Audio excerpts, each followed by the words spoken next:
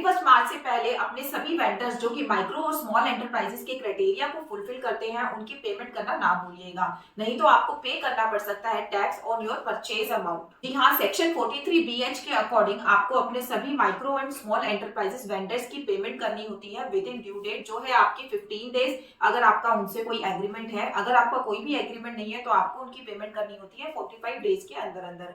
अगर आपकी payment due हो चुकी है 31 मार्च से पहले और अगर आप ये पेमेंट नहीं करते हैं तो आपको जो भी आपका एक्सपेंस है वो डिसअलाउ कर दिया जाएगा और आपको पे करना होगा टैक्स ऑन दीज एक्सपेंसेस। तो चलिए अब देख लेते हैं कि माइक्रो और स्मॉल एंटरप्राइजेस आखिर होती क्या है। माइक्रो एंटरप्राइजेस की डेफिनेशन की अगर मैं बात करूं तो ऐसी एंटरप्राइजेस जिनकी इन्वेस्टमेंट प्लांट एंड मशीनरी में 1 CR से कम है एंड उनकी एनुअल टर्नओवर 5 CR से कम है, वो होती है आपकी माइक्रो एंटरप्राइजेस। सेम है स्मॉल एंटरप्राइजेस की अगर हम बात करें तो ऐसी एंटरप्राइजेस जिनकी प्लांट एंड मशीनरी में इन्वेस्टमेंट 10 CR से कम है और उनकी जो एनुअल टर्नओवर है वो 50 CR से कम है, तो ऐसी एंटरप्राइजेस आपकी कहलाती हैं स्मॉल एंटरप्राइजेस। तो अगर आपकी वेंडर लिस्ट में भी इस तरीके की एंटरप्राइजेस हैं और आपकी उनकी पेमेंट ड्यू होके भी आपने अभी तक क्लियर नहीं कराई है तो 31 मार्च से पहले इनकी पेमेंट कर दीजिए, नहीं तो आपको एक्स्ट्रा टैक्स पे करना पड़ सकता है।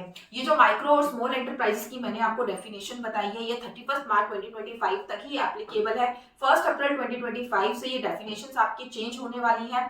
माइक्रो एंटरप्राइजेस में जो प्लांट एंड मशीनरी की इन्वेस्टमेंट का क्राइटेरिया है वो 1 CR से बढ़कर कर दिया जाएगा 2.5 CR एंड टर्नओवर आपकी बढ़ा के 5 CR से कर दी गई है 10 CR। सेम है स्मॉल एंटरप्राइज के केस में जो प्लांट एंड मशीनरी में इन्वेस्टमेंट का क्राइटेरिया है वो 10 CR से बढ़ाकर कर दिया गया है 25 CR एंड टर्नओवर को बढ़ाकर कर दिया गया है 50 CR से 100 CR। इसी तरीके की अपडेट्स के लिए टैक्समैन को फॉलो एंड सब्सक्राइब करना ना भूलिएगा।